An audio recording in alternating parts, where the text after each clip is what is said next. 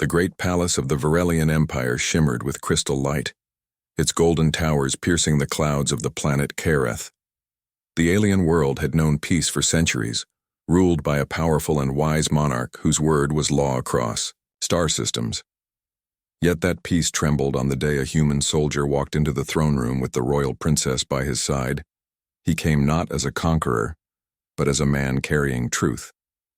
The vast court fell silent as the heavy doors opened.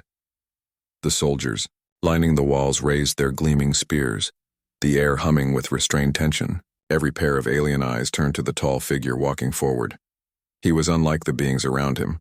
His armor was worn and scorched from battles fought far from this palace. His face bore the calm of someone who had seen death and chosen mercy instead. Beside him walked the princess of the Varelian Empire. Her silver blue skin caught the light like moonlit water. Her long hair was bound in ceremonial ribbons, but her eyes, once filled with pride, now held only sorrow. She looked neither at her father nor the watching nobles. She walked beside the human with quiet resolve. The king of Varelia sat upon a throne carved from starlight crystal. His voice boomed through the hall. "Human, do you know what you have done by bringing my daughter here without permission?" The human's steps did not falter. He stopped before the throne, then knelt briefly, not in submission but in respect. When he rose, his voice was calm. "I came to bring truth, Your Majesty, a truth you have refused to see." A wave of murmurs rippled through the court. The king's advisors whispered urgently, their jeweled robes shimmering like shifting flames. The king narrowed his eyes. "Truth from a human," he said coldly. "Your kind has done nothing but bring chaos to the stars. You invade, you consume, you destroy. What truth can you speak that outweighs the blood spilled by your own?" The human took a slow breath.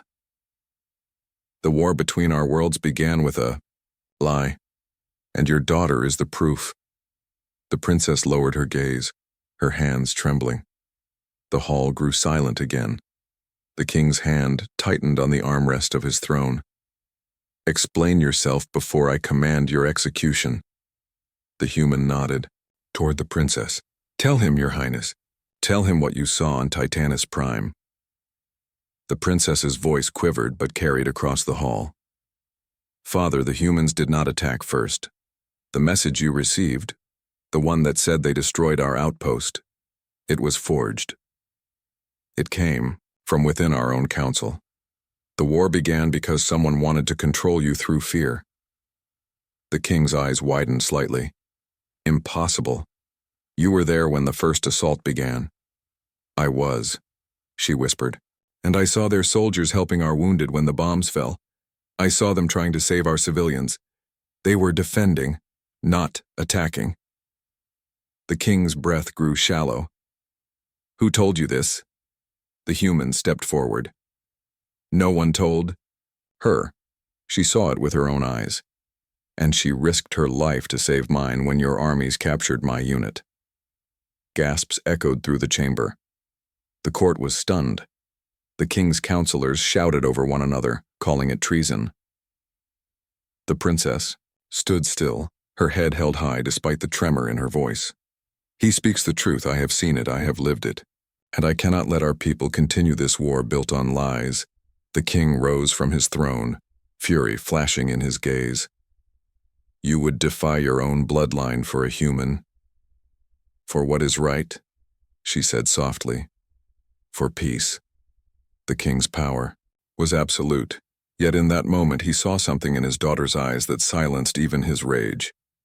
It was not rebellion, it was conviction, a conviction he had lost long ago beneath the weight of power and pride. He turned his glare to the human. "And what do you seek, soldier?" The human met his gaze without fear. "Justice, not for myself, but for every soul lost on both sides. If the truth dies here, then all of this, every battle, every life, will have been for nothing." The king paced down from his throne, his robes flowing like molten gold. He stopped before the human and looked down upon him. "You come to my world, accuse my court, and bring my daughter as your shield. You dare to challenge my rule in front of my people." The human's voice remained steady. "I challenge no one, I only ask that you listen before more lives are taken." The king studied him for a long moment. "And if I refuse, then you will have your justice," said the human quietly. "I will not resist whatever sentence you choose. But know that the truth will not die with me. Others have seen it too. The recordings I carry will reach the Interstellar Council within a day." The court erupted into chaos. Advisors shouted for guards to seize him. But the king raised his hand. Silence fell again. He saw something in the human's eyes that he had not seen in any alien. Honesty. "Bring the data crystal," the king ordered. The human reached into his armor and placed a small device upon the floor. The air shimmered as holographic images filled the room. The court watched in disbelief as scenes unfolded. Battles where human soldiers protected Varelian civilians, medical ships rescuing wounded aliens, hidden transmissions between Varelian, generals plotting to prolong the war. The truth was undeniable. The king's shoulders slumped as the images ended. His people stared at him, some in shock, others in shame. The human said nothing. The princess stood beside him, her eyes wet with unshed tears. The king spoke softly. "So it was my own counsel that betrayed me." The princess nodded. "They feared peace would end their power." The king turned away, his voice breaking. "And I believed them. I sent millions to die." The court was still. No one dared to move. The king's crown felt heavier than ever before. He looked back at the human. "You have done what no one in this empire dared. You brought truth into a place built on pride." The human shook his head. "Your daughter did that. I only helped her find the courage to speak it." The king looked at his daughter for a long time, then said, "And now you bring her here before me. Tell me, soldier. Why?" The human's eyes met the princess's for a brief moment. "Because she deserves to be free. She risked her life to save me and to expose this lie. But she is still your daughter. Her fate should be decided by you. Not by fear, not by war." The king's voice was heavy. "You could have kept her with you. You could have used her to demand peace, or even power." "I don't want power," the human said quietly. "I want an end to the war." The king stared at him in silence, then finally sank to his knees before the throne. The court gasped as the great ruler bowed his head. "You have shown me what I refuse to see. For that, I owe you a debt I cannot repay." The human took a step back, shaken by the sight. The king rose slowly, his eyes filled with sorrow and newfound clarity. "The war will end," he declared. "From this day, no weapon will be raised against humankind. Any who oppose peace will answer to me." Cheers and cries of disbelief spread through the chamber. The princess's eyes glistened. She turned to the human, her voice barely above a whisper. "You did it," he smiled faintly. "No, we did, but peace, even when declared, is never simple." There were still those in the court who saw the human as an enemy, a symbol of humiliation. As the king dismissed his advisors, dark eyes lingered upon the human soldier. The war had ended in name, but hatred would take time to fade. That night, the king summoned both the princess and the human to his private chamber. The fires burned low, casting long shadows. "You must leave this world," the king said to the human. "There are those who will not forgive. I can protect your name, but not your life." The human nodded. "I understand." The king turned to his daughter. "You will remain here. You are needed by your people now more than ever." The princess lowered her head. "I will obey, father. But before he leaves, allow me one request." The king hesitated, then nodded. The princess stepped closer to the human. Her eyes shimmered in the dim light. "When I first met you, I thought humans were monsters. But you showed me compassion where my own people showed none.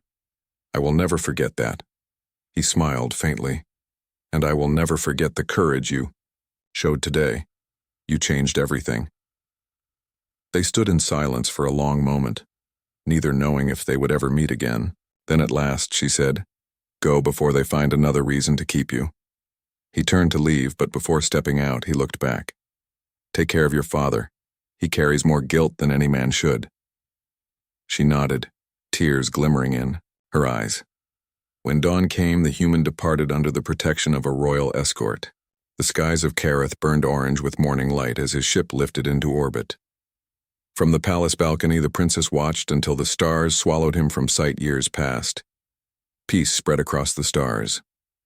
Trade, cooperation, and diplomacy flourished where hatred once ruled.